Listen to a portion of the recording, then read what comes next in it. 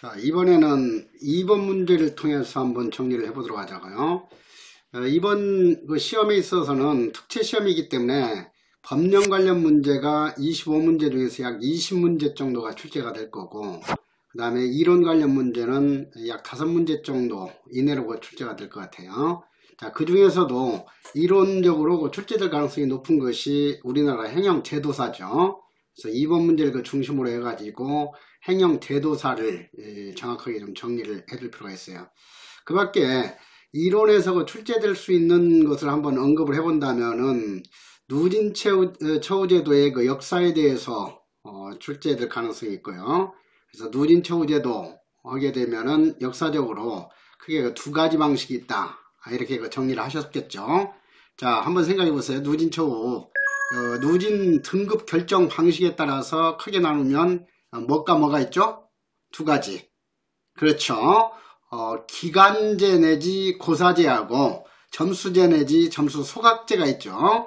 자, 그래서 이 고사제와 점수제에 대해서 다시 한번 좀 체크를 해 두도록 하세요. 그 다음에 이제 여기에서도 특히 출제될 가능성이 높은 것이 점수제는 세 가지 유형이 있죠. 자, 그래서 점수제는 첫째 잉글랜드제가 있고, 두 번째 아일랜드제가 있고, 세 번째 엘마이라제가 있죠. 그래서 이 잉글랜드제는 특징이 뭐였어요? 매일매일 소득점수로 책임점수를 소각시키는 방식, 즉 일별 소각 방식이고, 그 다음에 독거제, 그 다음 혼거제, 가석방 단계로 3단계 처우 방식이었죠. 자, 그래서 그 다음에 5등급제를 취하고 있었다. 이게 핵심이었어요.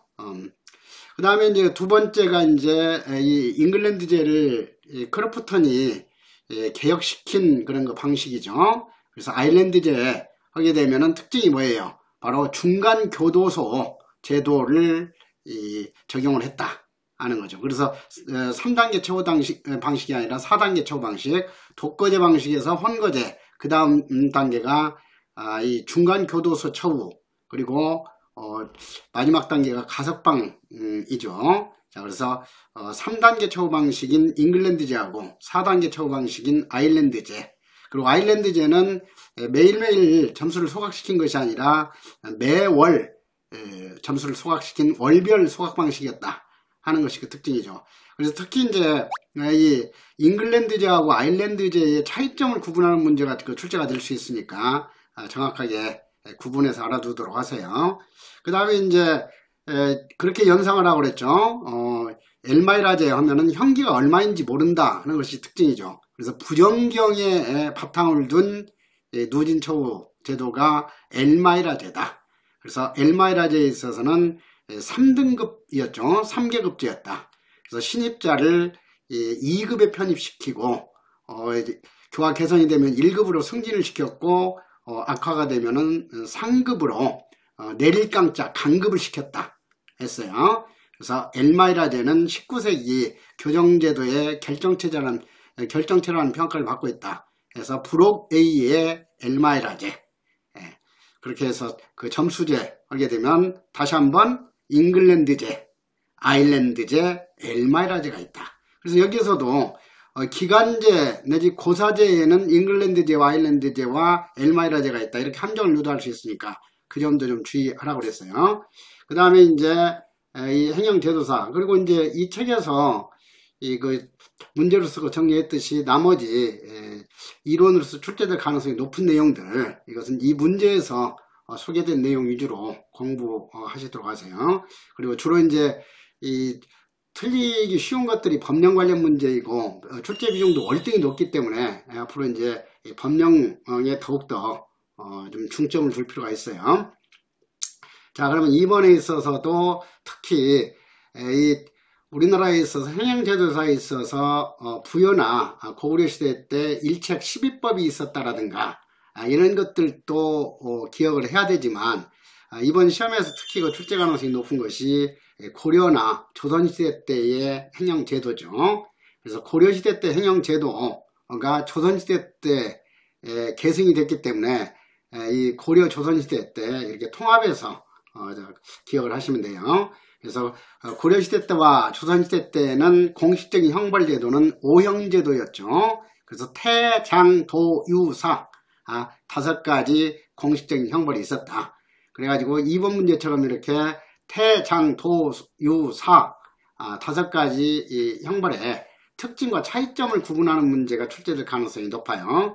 그 다음에 이제 이 조선시대 때 이제 휴령사상 이런 것들도 좀 이해를 할 필요가 있죠. 슐형주의, 휴령사상.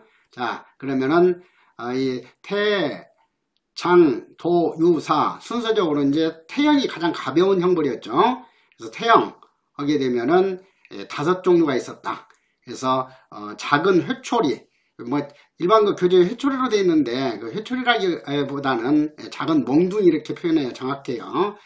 그 작은 몽둥이로 10대, 20대, 30대, 40대, 50대 5종류의 형벌이 있었다. 태형이죠. 그 다음에 장형은 주로 이제 병가형으로 활용됐다는 것이 특징이고 60대에서 100대까지 5등급 5종류가 있었죠.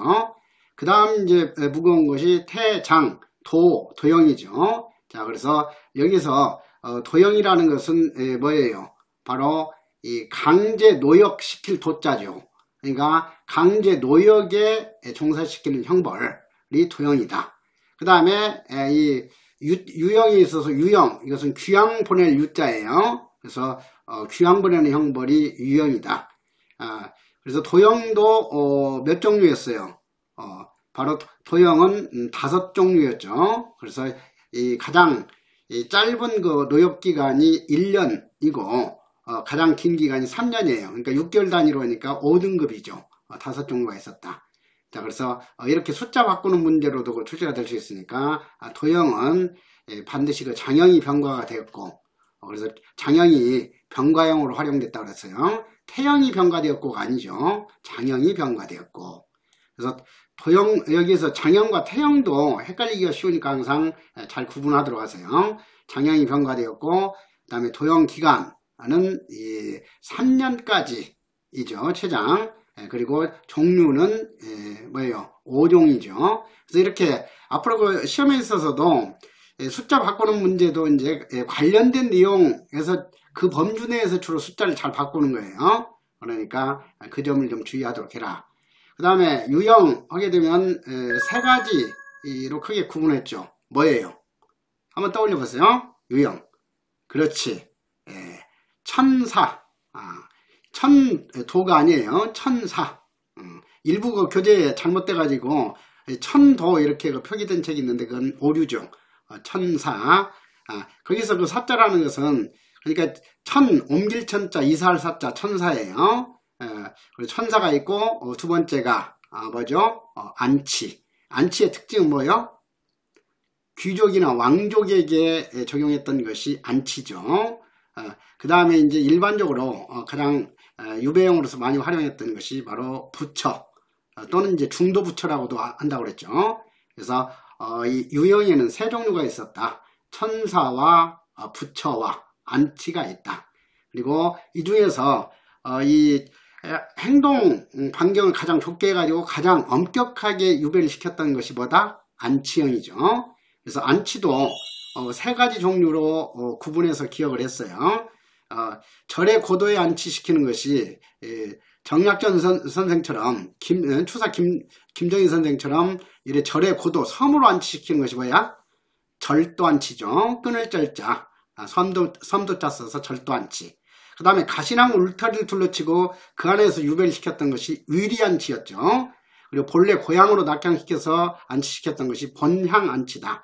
그래서 위리안치, 본향안치, 절도안치 이렇게 기억을 했고 유형은 일반 관료에게 적용했던 유배형이 아니라 왕족이나 고관에게 적용했던 유배형이다 하는 특징까지 좀 기억할 필요가 있어요.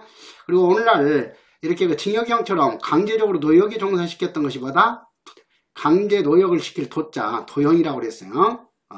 자, 그래서 유형하고 이렇게 도형을 뒤바꾸는 함정 문제가 출제됐듯이 앞으로 시험에서도 이렇게 도형, 유형 잘 바꾸는 거고, 그 다음에 장형과 태형도 잘 뒤바꿀 거니까 그런 점을 좀 주의하도록 해라 하는 거예요. 그 다음에 유배형은 형기가 정해져 있지 않는다는 점에서 오늘날 무기형에 해당하는 그런 그 형벌이죠. 유형. 그 다음에 일제강점기에 간수, 교습규정이 제정돼 가지고 교도관학교 설치 운영 근거가 마련됐다고 할 수 있다. 이게 맞는 내용이죠. 그 다음에 갑오개혁 때 본격적으로 이제 우리나라 근대적인 행영제도 내지 교정제도가 시작이 됐다. 그래서 우리나라 최초의 전문적인 행영법이라고 할 수 있는 감옥규칙이 제정됐고, 그리고 감옥규칙을 세부적으로 적용하기 위한 그런 거 규칙, 이것이 감옥세칙이죠. 세칙하게 되면 오늘날로 말하면 뭐야? 대통령령이나 법무부령에 해당하는 것이죠.